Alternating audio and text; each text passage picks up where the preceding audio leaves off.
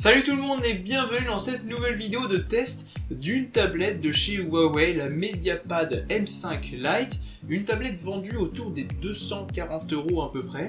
Donc une tablette qui propose un écran du coup 10 pouces, donc on est sur les grandes tablettes, une tablette qui a un design tout en aluminium avec un énorme avantage, et on voit derrière moi avec le son des enceintes Harman Kardon. Donc en théorie on a un très bon son et je vais vous expliquer après ce que ça donne.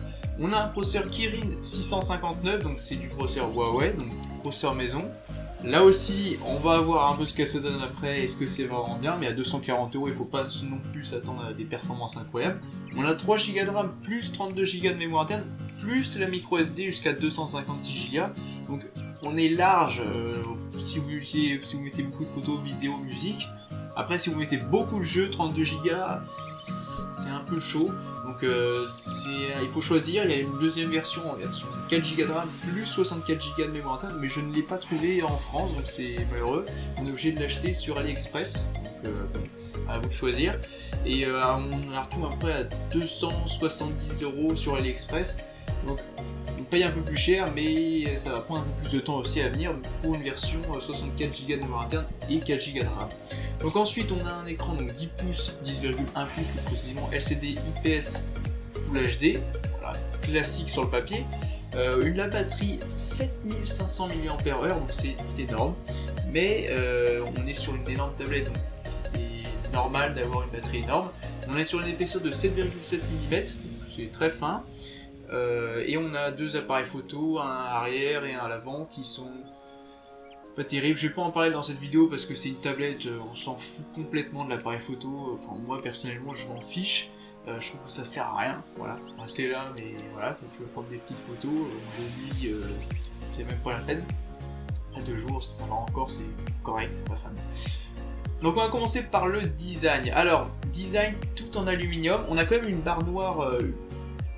Une barre en plastique juste au-dessus du cadre pour faire passer, pour mettre les antennes et pour que ça capte bien quand même. 4 haut-parleurs, 4 sorties haut-parleurs Harman Kardon qui sont vraiment excellentes. Alors, vraiment le son, je vais vous faire écouter ça.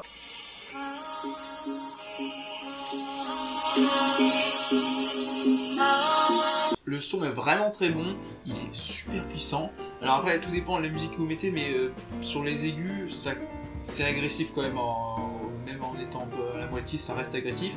Et sur les graves c'est vraiment très bien, vraiment le son est très très agréable pour une tablette. Donc à ce niveau là c'est superbe. C'est vraiment un peu fort l'utilisation. En façade, donc l'écran 10 pouces avec des bordures noires qui sont un petit peu épaisses, mais ça va encore, c'est vraiment pas dérangeant. L'écran, excellent, clairement.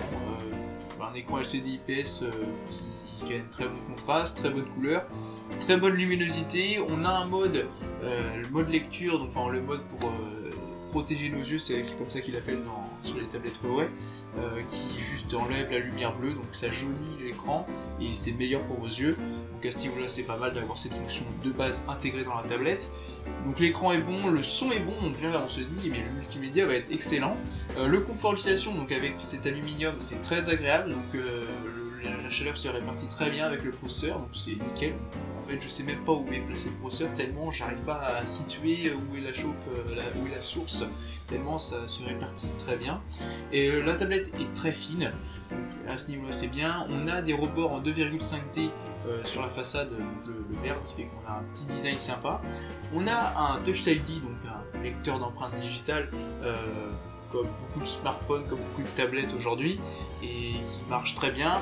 On a une reconnaissance faciale qui est pas terrible, qui marche, mais alors en fait quand vous prenez la photo, tournez plusieurs fois la tête dans tous les sens pour qu'elle prenne pas mal de photos pour que ça marche correctement. On peut enregistrer un seul visage, mais ça reste très lent. Alors en basse luminosité, ça marche pas en fait.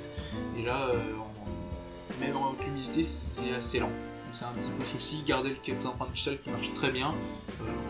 Moi, j'ai aucun souci. Ensuite, on va parler du processeur de chez Huawei, le Kirin 659.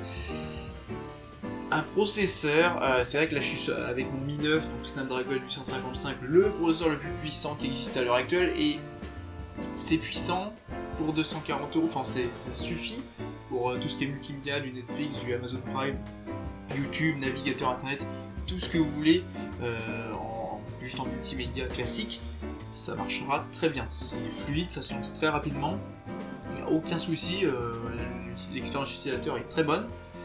Bon, les 3 Go de RAM suffisent quand même. On peut faire du partage d'écran qui marche correctement. Alors après, on sent que le processeur il mouline un peu, et les 3 Go de RAM sont à la limite.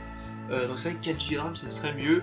Après 3 Go de RAM ça passe quand même bien, ça marche quand même, mais c'est un peu plus lent. 32 Go de mémoire interne, comme je disais, c'est pas ouf, mais on a la micro SD, donc ça compense quand même pas mal. Donc le processeur, j'ai essayé un jeu, j'ai testé PUBG et c'était vraiment pas mal. Franchement, alors j'ai essayé sur plusieurs jeux, donc PUBG, le jeu démarre en faible, enfin je recommande les graphismes au minimum, et ça tourne très bien. Alors on est autour des 30-40 FPS, c'est pas ouf, mais c'est totalement jouable, c'était pas désagréable. Après graphiquement c'était pas beau du tout, ça marchait très bien, j'étais assez étonné, je me suis dit ah ouais, quand même pour un petit processeur Huawei ça tourne quand même correctement. Et ensuite j'ai testé sur Arc, et là non. En fait le jeu se lance mais il arrête pas de planter. Alors il se lance déjà très lentement, on sent que dès qu'on clique sur un icône, du coup j'ai même pas pu lancer une partie. En fait je suis arrivé à la création de personnage et à chaque fois dès que je voulais lancer ça plantait. Après vous avez une application dans MUI qui permet d'optimiser les jeux. Alors, je sais pas si ça optimise, mais en tout cas ça changeait rien, ça plantait pareil. Et donc bon, le Arc j'ai pas pu jouer du coup. Donc, les gros jeux, ça va être la limite. Mais après tout ce qui est petits jeux classiques qui fonctionnent peu, voilà, c'est tranquille, hein, ça tourne très très bien. On va parler d'Android. Alors on est sur Android 8, la tablette est sortie en fin d'été 2018. Et donc quand j'ai déverrouillé, quand j'ai allumé la première fois la tablette, on était sous une mise à jour, enfin un niveau de correctif de août 2018. J'ai fait une recherche de mise à jour, il y en avait une de 3 Go. J'ai fait d'accord 3 Go, et en fait ça apportait juste les mises à jour de sécurité jusqu'à mars 2019, donc à ce niveau-là c'est très bien, on a les derniers niveaux correctifs de sécurité Google, donc c'est bien. Mais on est sur Android 8. Et je sais pas s'il y aura Android 9, donc c'est un peu le souci. Après on a la surcouche Huawei MUI 8.0, donc en fait c'est en lien avec Android, donc si on passe sur Android 9, on passe sur MUI 9, etc. etc. Donc la surcouche permet d'avoir des fonctionnalités qu'on n'a pas sur Android 8.0 stock, donc c'est bien, des petits trucs par-ci par-là, un peu comme Xiaomi avec MIUI, donc ça c'est pratique. Le reproche que je ferais à MUI, c'est que graphiquement c'est dépassé, vraiment dépassé. Moi personnellement j'aime pas du tout, je trouve ça pas très joli, les icônes, tout ça, non, j'aime vraiment pas les notifications, comment elles sont présentées, tout ça, j'aime vraiment pas. Enfin, le design me plaît pas du tout. Après, les fonctionnalités sont pas mal. On a une fonction que j'aimerais bien que Xiaomi le fasse, c'est la possibilité de rajouter le tireur d'application. Alors, c'est dans les paramètres, ça vous permet de l'activer ou pas. Et donc, ça vous fait comme un Android stock, enfin, un Android stock, avec des gros guillemets. Et donc, on n'a pas la dernière version d'Android. Et en fait, la MUI va pas vraiment évoluer, vu que si Android ne change pas, MUI ne change pas non plus, il y a juste les niveaux correctifs. Alors quelque part, on s'en fiche, mais c'est vrai que je préférais avoir la dernière version d'Android, c'est quand même mieux, t'as les dernières fonctionnalités, c'est cool. Et ensuite, on va parler de la partie batterie. Alors, batterie de 7500 mAh, c'est énorme, donc jusque là, tout va bien. Le transfo qui est fourni dans la boîte, c'est un 5V 2A, et il faut aussi 9V 2A, donc 18 watts. Alors ils ont écrit Quick Charge dessus, sauf que c'est une tablette avec une énorme batterie, donc le Quick Charge, d'accord, mais en réalité ça fait 3 heures de charge. Donc c'est pas rapide, c'est très long, mais l'autonomie est juste excellente en fait, ça marche très bien. C'est vrai qu'en jeu, j'ai remarqué que ça descendait pas beaucoup plus vite, le processeur chauffait à peine. J'ai l'impression qu'il ne consomme pas énormément ce petit processeur, donc c'est pas mal. L'autonomie en utilisation multimédia, elle est juste excellente. On est sur une autonomie à plus de 20 heures écran allumé avec les applications qui tournent, donc c'est énorme, mais Ça prend du temps à recharger, mais c'est le défaut de pratiquement toutes les tablettes. Donc voilà pour cette vidéo de la Huawei MediaPad M5 Lite, une tablette que j'aime beaucoup, qui est vraiment très bien. Alors oubliez l'aspect photo, oubliez l'aspect jeu vidéo vraiment au haut niveau. Non, c'est une tablette multimédia pour regarder des vidéos, surfer sur le web, lire, enfin, voilà quoi, pour écouter de la musique. C'est très bien à ce niveau-là. Pour faire des petits jeux, ça marche très bien, mais après dès que vous tapez dans le gros jeu, c'est la limite. Et donc voilà pour une tablette vraiment multimédia qui marche très bien, qui est vraiment très bien, une expérience utilisateur qui est très bonne, même si MUI, ça commence à... franchement, ils sont vraiment dépassés au niveau du design. Donc voilà pour cette petite tablette que j'aime beaucoup, qui est vendue 240 € sur à peu près tous les sites, 250 à peu près, sur tous les sites en France que vous trouverez sur internet. Donc voilà pour cette petite vidéo, moi je vous dis à la prochaine vidéo, salut!